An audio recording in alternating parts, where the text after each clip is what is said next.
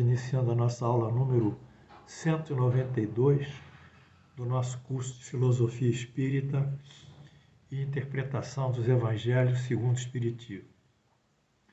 Nessas aulas temos interpretado a Epístola de Paulo aos Coríntios 1, primeira Epístola aos Coríntios, capítulo 15, versículos 50 a 52 e outros tantos.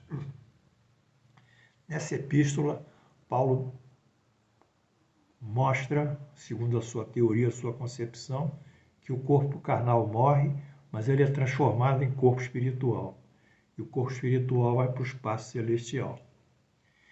Isso é eu diria, um grande avanço na concepção dos judeus da época, e mesmo em Paulo, porque Paulo era fariseu, e os fariseus não admitiam que havia um corpo celestial.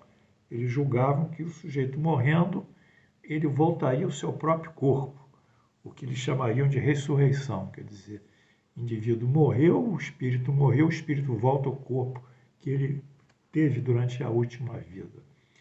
Mas essa afirmativa de Paulo, ela ganha um outro fórum, um outro espaço. Quer dizer, ela mostra que existe uma outra dimensão de vida, que é a vida espiritual e o que o corpo do homem, o indivíduo, como identidade, como personalidade, como individualidade, ele está ligado a essa nova vida. Essa nova dimensão de vida, a identificação do indivíduo no mundo espiritual, constitui, sem sombra de dúvida, um avanço nas concepções paulinas. E vamos continuar sobre isso.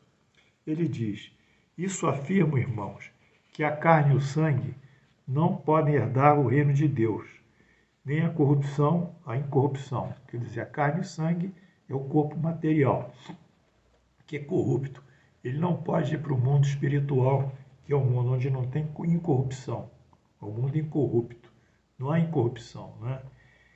Eis que vos digo um mistério: nem todos dormiremos, mas transformados seremos todos. Ele coloca uma transformação da vida na carne para a vida no espírito. A trombeta soará e os mortos ganharão a ressurreição incorruptíveis, e nós seremos transformados. Então aí a última trombeta é o momento da morte. E no momento da morte há a ressurreição. Já na ressurreição como no corpo, como a igreja propôs o terceiro dia, Jesus teve a sua ressurreição. É a ressurreição no corpo espiritual. Bem, o que quer dizer o que Paulo está informando? Vamos dar uma leve interpretação. Paulo torna aqui mais explícito. A carne e o sangue não podem herdar o corpo. Olha, carne e sangue figuram o corpo humano. Não podem herdar o reino de Deus, pois com a morte se corrompe e é destruído o corpo humano. Nem a corrupção herdar a incorrupção, quer dizer, nem o corpo carnal, o espiritual. Assim, quando isso se dará, a indagação, ao ressoar da última trombeta, a trombeta soará, os mortos ganharão ressurreição, incorruptíveis, e nós seremos transformados.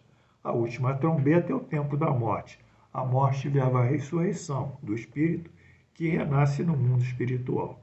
E a transformação é nada mais que a ressurreição para a vida espiritual. Então, essa passagem em Coríntios é um avanço, considerando a época dele, né, os conhecimentos, não havia física, não havia química, não havia nada, não havia direito. A teologia era toda ela embasada pelos credos religiosos, não havia nada de extraordinário, a não ser a filosofia dos gregos, as artes dos gregos, né, a dramaturgia dos gregos e os romanos que estavam consolidando os seus direitos, né? O direito romano. Então era um mundo muito pobre culturalmente e intelectualmente nessa época em que Paulo viveu na Palestina, em Israel. E esses avanços de uma nova concepção da vida após a morte constituem, sem sombra de dúvida, um progresso na própria doutrina paulina. De toda forma, eis aqui o gráfico que traça o que Paulo disse. Aqui a ressurreição em Paulo, a última trombeta é a morte leva o corpo terrestre morre com a morte, mas ele ressuscita no corpo celestial e a ressuscitação no corpo celestial, do corpo terrestre para o corpo terrestre para o corpo celestial, é chamada transformação. A ressurreição, né? Ressurreição. Bom, agora o que o Espiritismo diz sobre essa transição do corpo carnal para o corpo espiritual? O Espiritismo é maravilhoso, né? Acho que vocês têm que estudar mais comigo, tem que ter mais assiduidade, sabe? Porque vocês vão aprender muito aqui. Não é que eu seja um professor diferente, é o que eu estudo também, pesquiso. Então, o que eu pesquisei, eu passo para vocês com muita alegria. O que o Espiritismo diz sobre essa transformação paulina? Aqui está em Kardec, o Livro dos Espíritos, Céu de 2011, página 125 e 126. Pergunta 149. O que se torna alma no instante da morte? O que se torna alma no instante da morte? Volta a ser espírito, isto é, volta ao mundo dos espíritos, que momentaneamente havia deixado. Então, quando o espírito está no corpo, vinculado ao corpo, nós chamamos alma. É a dualidade corpo e alma, é alma. Quando ele sai do corpo e vive a vida espiritual, ele é chamado espírito. Então, sai da alma para o espírito. E Paulo ainda diz, porque é necessário que esse corpo corruptível se revista de incorruptibilidade e que o corpo mortal se revista de imortalidade. Ele prossegue em sua linha de pensamento. O corpo imortal é o espírito, é o que vive e o que viverá. E quando esse corpo corruptível, que é o carnal, se revestir da incorruptibilidade espiritual e que o mortal se revestir da imortalidade, enfim, se cumprirá a palavra que está escrita: tragada a morte foi pela vitória. Então, nesse momento, não há mais morte para Paulo. Como concebiam os fariseus, os saduceus, seus contemporâneos. Não há mais morte. Há uma transição. Há uma transição de uma vida para outra vida. Sendo que o indivíduo, o espírito, que é o ser inteligente, que é o ser que tem vontade, que é o ser que tem consciência, que tem juízo de valor, tem a sua moral, esse espírito transita, esse grupamento de virtudes e qualidades, ele transita, essa individualidade transita da carne para o espírito. Então não há morte, há uma transição. Por isso que ele pergunta: onde está, ó morte, a tua vitória? Onde está, ó morte, o teu aguilhão? Aí ele diz, aí sim, ele entra na doutrina paulina. Ele cria uma ressalva. Isso não é bom. Definitivamente não é bom. Mas ele cria, ele diz assim: o aguilhão da morte é o pecado. E a força do pecado é a lei. Então ele cria uma ressalva. Se você pecar, você não vai ter felicidade. Porque o pecado é a força da lei. Aí ele quer administrar a vida futura do indivíduo, em detrimento de Deus. Interpretação. O corpo natural é abandonado, pois é corruptível. Permanece o corpo incorruptível, o espiritual, que caminha para a vida espiritual. Portanto, isso é a transformação, é a ressurreição. No versículo, o pecado com seu aguilhão leva à morte, isso é o sinônimo de morte, ou seja, e ele existe por violação da lei, a morte. Porém, mediante o dom da graça, fica suprimido pela lei da fé. Então, ele construiu uma teoria que diz o seguinte: se você em vida pecou, violou a lei mosaica, violou os profetas, você contraiu um estado de culpa para você e um estado de pecado. Mas eu, na minha teoria, eu digo que se você adotar a fé em Jesus e achar que Jesus veio ao mundo, mediante seu sacrifício, resgatar você e a humanidade dos seus pecados, você entrará no reino do céu sem pecado, que será o dom da graça que foi suprimido justamente pela essa devoção a Jesus, e aí você terá a vida eterna. Mas será que Deus criou o homem inteligente, consciente, volutivo, que produz ações, e essas ações produzem efeitos, para em determinado momento ignorar toda a sua inteligência, toda a sua cultura, todas as suas ações, fazer tábua rasa de tudo isso e dizer: você me adota, adota Jesus, e tudo isso por um ato de misericórdia maior, pelo dom da graça, tudo isso vai ser erradicado, vai ser suprimido de repente ou nesse momento? Não é possível. Isso contrariará a lei de Deus, a sua inteligência, a criação. Contrariar também o princípio da onipotência de Deus, da onisciência, porque o indivíduo está intervindo no destino do outro, aqui na Terra, Paulo, julgando que esse destino terá esse caminho, quando Deus é que vai determinar esse destino, de acordo com as suas leis divinas. Então, eis aí mais um fator que vai levando a doutrina da fé, olha aqui, ó, vai levando a dogmática, vai amarrando o sujeito, amarra mais um pouco na liturgia e pronto. O indivíduo fica mecanicamente voltado para aquilo, repete mecanicamente para aquilo, sai da Eucaristia limpo, puro, achando que chegou o reino do céu, mas quando volta para si mesmo, reencontra o seu homem velho e ainda convive, sempre vai conviver com esse homem velho, porque a sua renovação será basicamente, primariamente, uma renovação da sua moral no bem e da prática do bem. Paulo crê na qualidade de vida carnal, vida espiritual.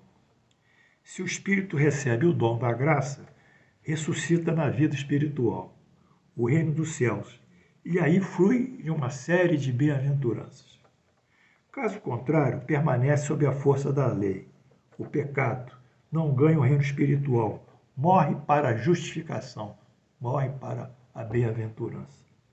É nítida a influência desse pensamento de Paulo, que sobre ele vem do profeta Isaías. Isaías 25, 1.8. O Senhor, ó Senhor, tu és o meu Deus, exaltar-te-ei a ti e louvarei o teu nome, porque tens feito maravilhas, tens executado teus conselhos antigos, fiéis e verdadeiros. Tragarás a morte para sempre, e assim enxugará o Senhor, Deus, as tuas lágrimas de todos os rostos, e tirará de toda a terra a desonra do seu povo. Então é o Deus de Isaías, o Deus que intervém, que traga a morte também, e que de uma forma, como Paulo era judeu fariseu, ele coloca isso, adotando aquela cultura atávica dele, aquela herança do conhecimento de Isaías, ele prolonga nessa doutrina. Porque Isaías diz que a força de Deus tragará a morte para sempre. Muito bem. Mas, então, nós estamos vendo que essa doutrina da ressurreição, ela pode ser esquematizada aqui, ó. Fiz aqui um esquema, um algoritmozinho.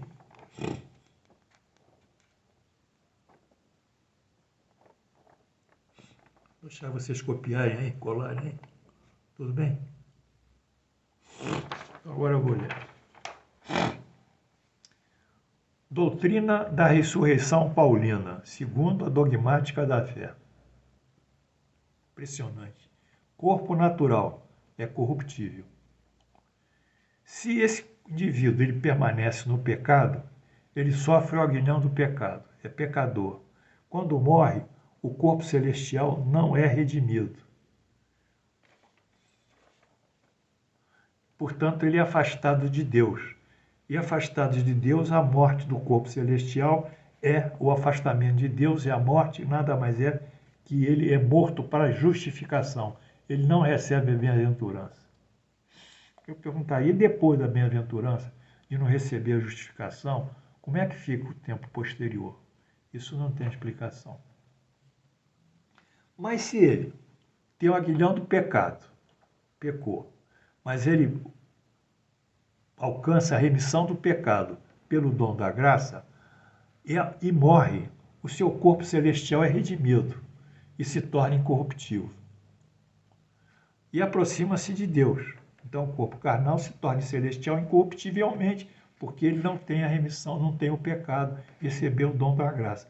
Aproxima-se de Deus, é a vida do corpo celestial, é a bem-aventurança, é a vida para a justificação.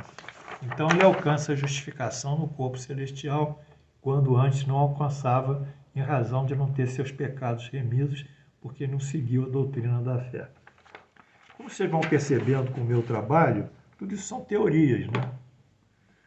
São teorias, são teorizações. E o pior é que essas teorizações, elas não têm uma lógica.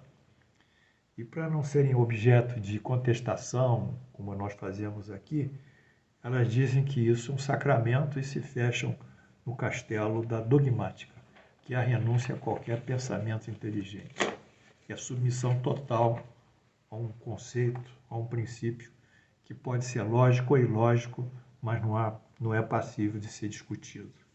Bem, essa aí foi o corpo espiritual, o corpo celestial, o carnal sendo transformado no corpo espiritual. Vamos ver agora aqui o que o Espiritismo fala sobre o corpo espiritual. Allan Kardec, Revista Espírita, Jornal de Estudos Psicológicos, 1863, edição São Paulo, páginas 372, 373. Vamos lá, Allan Kardec. Que pode ser esse corpo espiritual que não o corpo animal, senão o corpo fluídico, cuja existência é demonstrada pelo Espiritismo. O perispírito, de que a alma é revestida após a morte. Então ele diz que o corpo espiritual é o perispírito. Com a morte do corpo, o espírito entra em confusão. Por um instante perde a consciência de si mesmo. Depois recupera o uso das suas faculdades. Renasce para a vida inteligente. Numa palavra, ganhará a ressurreição com o seu corpo espiritual, segundo lá o nosso Paulo. O último parágrafo relativo ao juízo final contraria positivamente a doutrina da ressurreição, porque diz: a carne e o sangue não podem possuir o reino de Deus. Assim, os mortos não ganharão a ressurreição na carne e seu sangue, e não necessitarão reunir seus ossos dispersos, mas terão seus corpos celestes, que nem o corpo animal. Então, essa doutrina da ressurreição morreu no corpo carnal aqui, mais uma vez em Paulo. Assim, Paulo estabelece um princípio, em teoria, o que hoje ensina o Espiritismo, sobre o estado do homem após a morte. Então, ele faz assim um esboçozinho, faz uns traçados muito pequenos ainda sobre a concepção, as ideias após a morte. Sobre a perturbação mental que sobrevém à morte do corpo natural, isso é natural, existe uma perturbação, é inequívoco, considerada por Paulo como morte, e após a ressurreição, quando o espírito já, o seu perispírito recobra a lucidez, quer dizer, essa movimentação do corpo carnal, perispírito, já lúcido, depois do estado confusional pós-morte, tem essa citação aqui, essa referência do Livro dos Espíritos, da CEL de 2011, página 129 e 130. Pergunta 163. A alma, ao deixar o corpo, tem imediatamente consciência de si mesmo? Morreu? Tem consciência? Consciência imediata? Não. Não é bem o termo. Ela fica durante algum tempo em perturbação, que é realmente a perturbação pós-morte. Pergunta 164. Todos os espíritos experimentam, no mesmo grau e com a mesma duração, a perturbação que se segue à separação da morte após o corpo, a perturbação comum? Todos são iguais? Não. Isso depende da elevação deles. Aqueles que já estão mais purificados se reconhecem imediatamente, porque já se desligou da matéria durante a vida do corpo. enquanto que o homem carnal, aquele materializado, cuja consciência não está pura, conserva por mais tempo a impressão da matéria. Então, essa relação com a matéria é uma relação da ideação dele e da valoração moral que essa ideação tem. Quanto mais ideativamente mais puro, mais espiritualizado, menos ele vai depender da matéria e vai mais rapidamente se desfazer do corpo carnal. Pergunta 165. O conhecimento do Espiritismo exerce uma influência para a duração mais ou menos longa da perturbação? Então, isso é uma questão nossa, né? Aqui que a gente está aprendendo reverbera depois, no momento da morte? Claro, meus irmãos. Claro, meus alunos. Que alegria! A gente já está dando um passo maior no nosso progresso? Claro que sim. Uma influência muito grande, diz o nosso professor, visto que o espírito compreendia antecipadamente a sua situação, porém a prática do bem e a consciência pura são os que têm maior importância. Prática do bem, consciência pura, a morte vai vamos sair igual um passarinho. Deixar o corpo igual um passarinho que abriram a gaiola. Observação. Há dois estados mentais para o que vive, para o que morre, respectivamente, a lucidez e a perturbação mental como perda da consciência. Paulo chama de morte o que o Espiritismo conceitua como perda de consciência. De ressurreição, o momento em que para o Espiritismo recupera a lucidez. Então aqui tem uma coisa interessante, que a morte em Paulo será para nós a confusão mental e a perda da consciência. E a ressurreição será um momento que, após a perda da consciência, nós espíritos, agora desencarnados, recuperaremos a lucidez. A morte paulina, estado de confusão mental, com perda da consciência, para o espírito, é mais duradoura para os espíritos moralmente atrasados, isso nós vimos. E, em Paulo, aqueles que são objetos do aguilhão do pecado e que não creram em Jesus. Isso ele diz lá, sempre vai terminar em Jesus, todo o discurso paulino. Conceito de morte comparativamente do Espiritismo à doutrina paulina. Eu fiz esse gráfico também.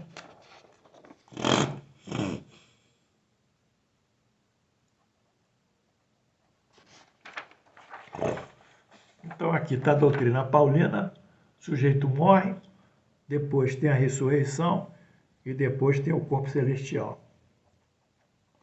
E aqui está a doutrina espírita, ele tem um estado de perturbação mental após a morte, depois ele retorna ao estado da lucidez, vai para a vida espiritual e tem um corpo espiritual. Portanto, na realidade, tudo que Paulo disse sobre esse corpo celestial é consignado pelo Espiritismo como o perispírito. E, finalmente, a última questão, o Espiritismo esclarece o que vencer a imortalidade preconizada por Paulo, ele diz que é a vida eterna. Kardec, Livro dos Espíritos, tal, 126, 127, página 126, 127, pergunta 158.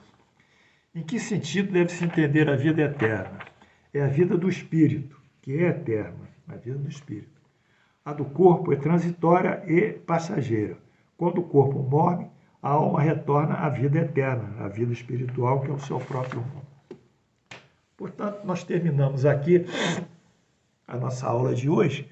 Vocês viram como nós pegamos essa epístola de Coríntios, de Paulo, Coríntios 15, e abrimos ela toda. Mostramos o avanço relativamente de Paulo em relação à doutrina farisaica, mas as limitações extremadas de Paulo em relação à concepção de corpo espiritual, que é o perispírito, e também a concepção de pecado e da lei da causa e efeito, em que ele se limita justamente a conjugar tudo, centralizar tudo em Jesus, e Jesus vai dar a resposta de tudo. Então isso é muito triste a gente pensar assim. Só terminando, outro dia eu estou aqui em Teresópolis, estava na pracinha do Alto, fazendo uma ginástica, que eu faço ginástica, amo. Aí tinha um sujeito lá numa escada, ele estava... Era um ex-presidiário, pelo que eu vi. Estava com a mochila, estava muito sujo, estava... Enfim, e ele estava cheirando crack, num cachimbo, assim, uma pedra de crack. Eu estava fazendo a minha ginástica lá, fazendo os meus exercícios que eu preciso fazer, aí eu vi o sujeito lá ali, fiquei calado. Aí veio um sujeito tocando violão, disse, Jesus te salva, e começou a cantar, Jesus te salva, Jesus te salva, Jesus te salva, fulano, Jesus te salva, cantando aleluia, aleluia, Jesus vai te salvar, te entreguei a Jesus, e pronto, e saiu. Eu pergunto, o sujeito é dependente de droga, tem uma dependência química, tem que ser tratado para o seu organismo se adaptar gradualmente às síndromes de abstinência. E o ex-presidiário, o marginal social, onde é que ele vai ficar? Quem que vai ressocializar ele? Só por esses dois princípios, da dependência química e da marginalização social, quem que vai fazer esse milagre de tirar ele da dependência química e reintegrar a sociedade? Só o Estado. Não é Jesus, somos nós que temos que fazer. Jesus, o sujeito acha que é Jesus, mas nós sabemos que não é assim que as coisas andam se nós continuarmos omissos. Que Deus nos abençoe. Amanhã nos veremos pela graça de Deus.